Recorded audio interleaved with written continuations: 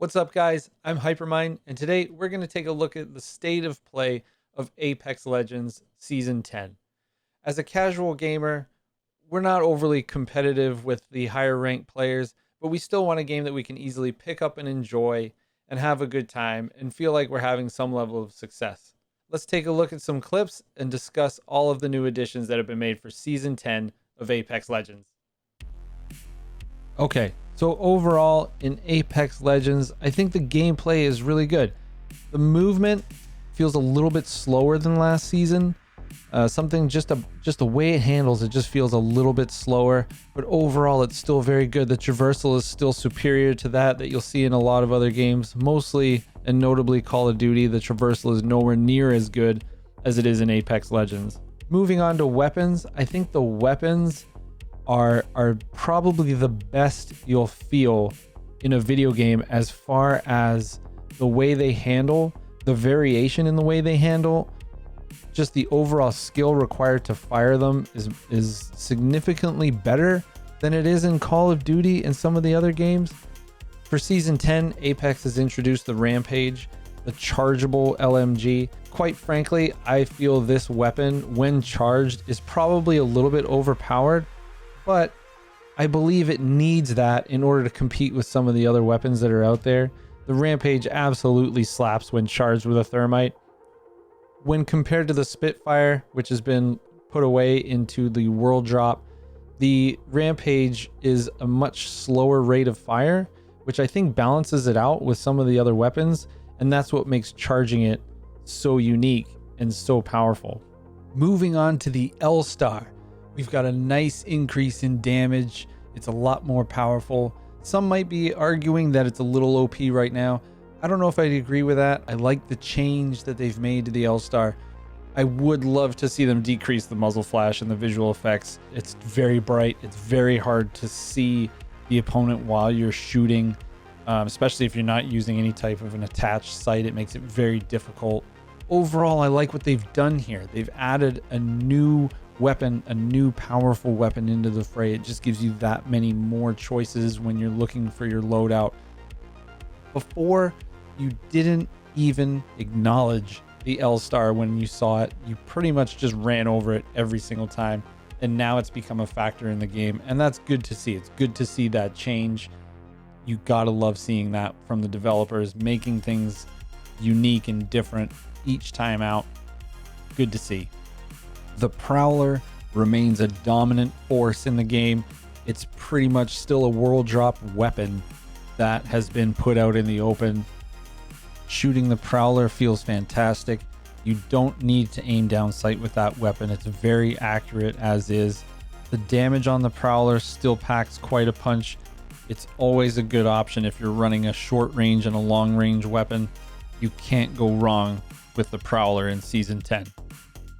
If I had to choose from the weapon updates in Season 10, which one was my favorite, I've got to give it to the Rampage. I love the charge ability in that weapon.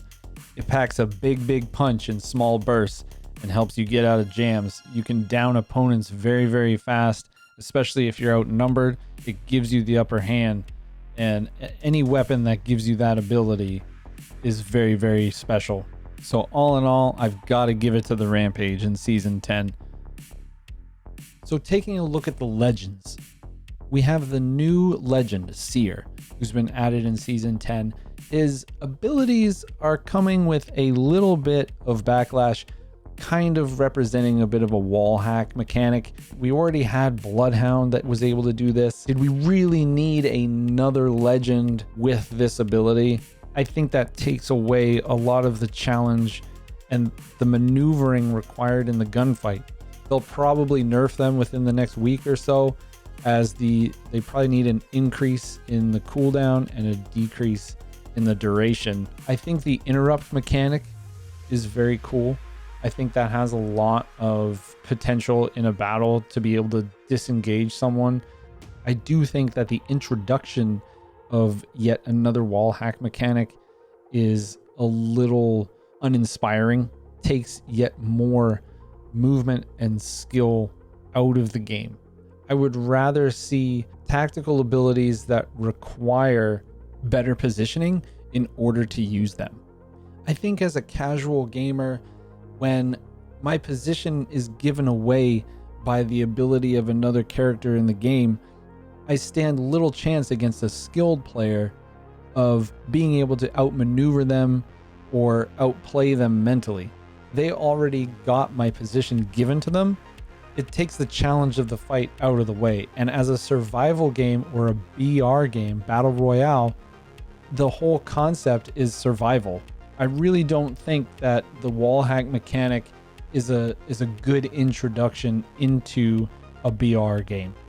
As is, we're fighting to get these mechanics banned from the game with hackers that have the ability to just add this to the game on their own. I really don't think introducing it as a skill is helping that cause. I would like to see some adjustments made to the mechanic. I would like a longer cooldown period, and I would like a shorter duration of the ability of Seer just to help balance it out. A quick ping of location is more than enough in a BR game and gives you quite the leg up on your opponent. I don't think it should last for longer than 2 to 3 seconds just to give the player an idea of where their opponent is. Outside of that, I would get rid of the mechanic altogether. I don't think it is a welcome addition to the game. Much like Bloodhound's ability, it's already there. We're kind of used to it by now.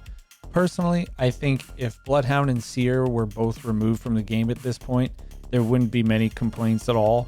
The remaining legends are all more than capable of providing a really good and fun gameplay environment without giving an opponent the ability to see where their opponents are at any given point.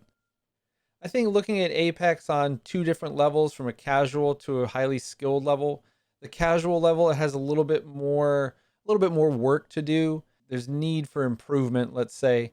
With the skilled player to a highly skilled to a professional player, Apex is probably top of the class right now. The ability to understand what's going on the map, through the whole map, what's going on around you, those types of things, I think that is the skill gap that will pull casual gamers and the skilled gamers apart. And that's probably the part that makes it more difficult for a casual gamer to really get involved. There's a lot of criticism in Call of Duty with the hacks and everything else that's going on.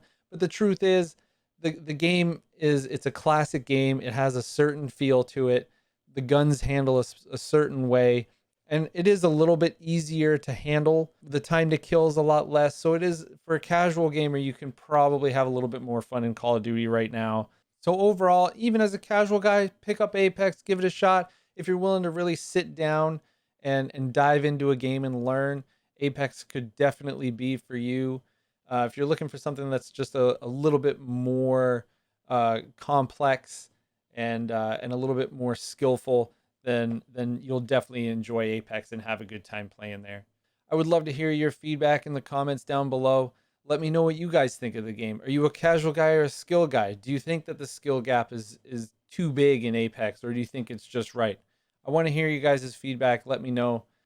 If you like what you've seen here today, go ahead and hit that subscribe button, ring that bell, get those notifications, and I'll see you next time. I'm Hypermynd. You have a great day.